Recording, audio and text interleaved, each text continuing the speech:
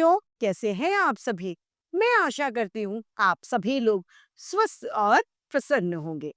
आज हम हमारा पाठ फलों की ताकत को पढ़ेंगे और समझेंगे। आइए इस पाठ को शुरू करते हैं।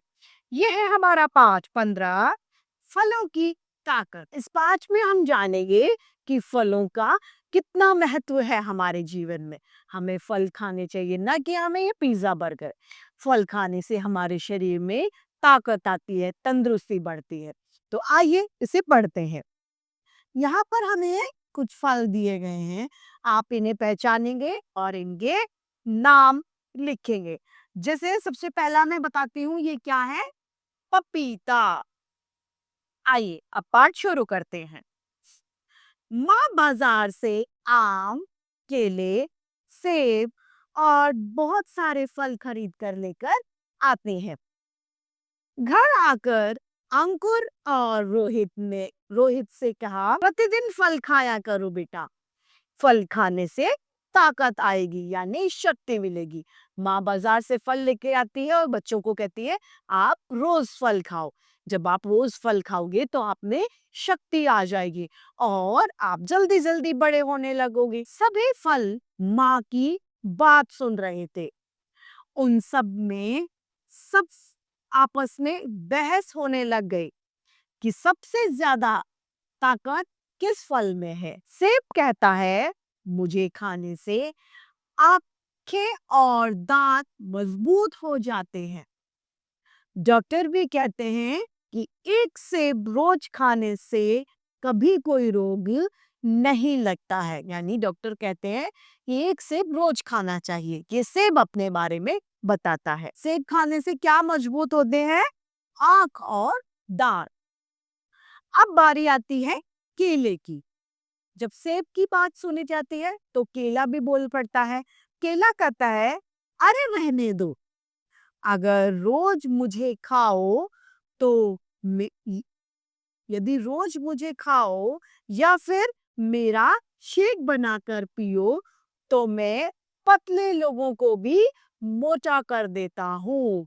सच बात है, केले को अगर दूध में डालकर उसका शेक बनाया जाए और रोज पिए तो पतले बच्चे जो हैं वो मोटे हो जाते हैं। अब बहस किसमें होने लगी थी? बहस सभी फलों में होने लग गई थी। आम भी अब पीछे कैसे रहता?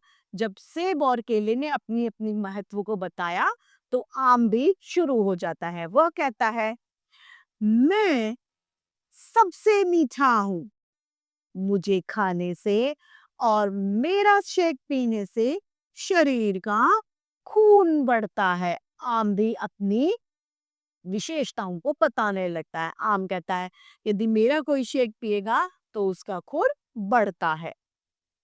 तभी आलू बुखारा बोल पड़ता है। जो आलू बुखारे का फल था वो भी अपनी बात बताता है। वो कहता है अगर बुखार को दूर भगाना हो तो लोग मुझे ही खाना पसंद करते हैं। क्या है?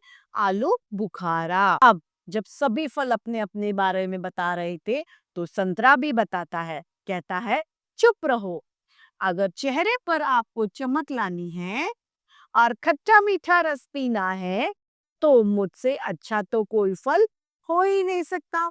अब संतरा भी अपनी विशेषताओं को बताता है और कहता है पपीता, अमरूद, जामुन, लीची सब भी अपनी अपनी तारीफें करते हैं। अब जो बचे हुए फल थे ये भी अपनी अपनी तारीफें करने लग जाते हैं। अंगूर कहता है सब यूं ही लड़ो, अभी देखना अंकुर और रोहित आकर सबसे पहले मुझे ही खाएंगे, तुम सब यही सड़ोगे।